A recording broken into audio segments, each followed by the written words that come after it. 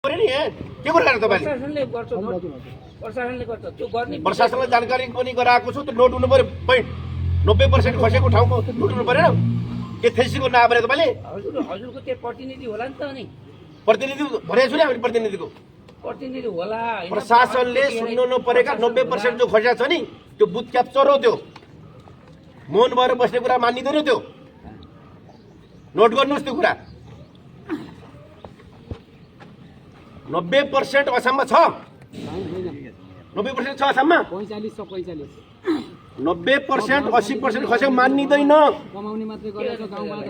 ल भन्नुहोस् तपाईँ मैले भन्ने आफ्नो कुरा के गर्ने मलाई आदेश गर्नु मन छ भने त्यसलाई बदल गर्ने मेरो आदेश मान्नुहुन्छ भने तर मैले आदेश गर्न खोजे होइन मैले सूचना गर्न खोजे पेले लिनु मिल्छ यो कुरा बोल्नै नपाउने भन्नै नपाउने हुन्छ र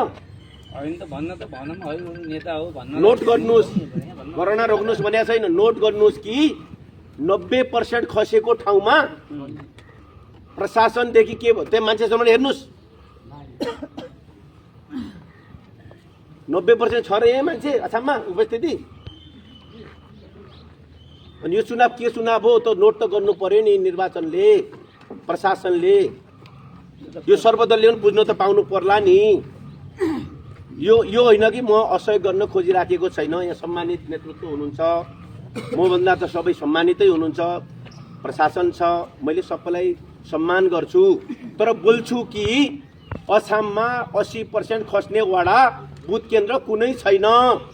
यो मेरो यति त बोल्न पाउनु पर्ला नि त मैले कि पाइँदैन यति मैले बोलेँ। नोट गर्नुहोस् त्यस्तो हामीले हेरेकोमा त्यस्तो 90% नै खसेको नि छैन।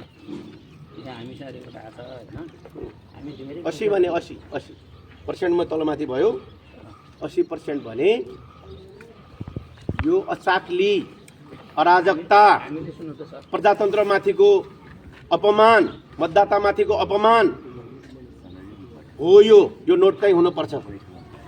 तपाईले अब कहाँ कहाँ त्यो गर्ने जानकारी गराउने कुरा आफ्नो ठाउँमा हो एउटा कुरा उम्मेदवारले अथवा प्रतिनिधिले तर यहाँ आइसकेको डब्बाहरू अब यसमा विवाद गर्ने गरेर कुनै फाइदा म देख्दैन। योभन्दा अगाडि पनि 90 होइन 100% पनि खसेका डब्बाहरू गनिएका छन् नि भने अछाममै गनिएका छैन। म केका लागि विवाद गरिराख्ने अहिले अलिकति थप्छु के हो त्यो मेरो मलाई अदालत जाने कुरा तपाईहरु जाने दाजु जाने हो जाने हो एकैछिन हजुरको मेरो कुरा सुन्नु हजुरले जति सजिलो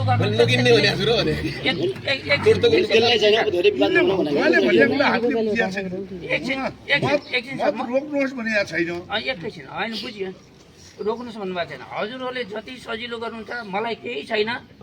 हजुरले जति सजिलो गर्नुहुन्छ त्यति चाँडो चाहिँ घोषणा गरेर जाने हो। तपाईँहरूले 1 महिना लाउनु भने म 1 महिनासम्म भन्छु केही छैन है।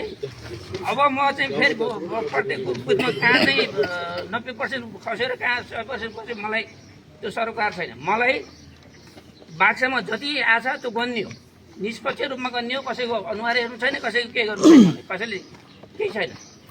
त्यो गर्नलाई कसरी सहयोग गर्नुहुन्छ कसरी अगाडि बढ्ने त्यो भन्नुहोस्। यसमा ढिलोमा बनायो हाम्रो त हिजो रातिबाटको मैले त भनेको थिएँ नि हजुरलाई फोनबाट हुनुपर्ने चिज मतदान केन्द्रमै हुनुपर्छ।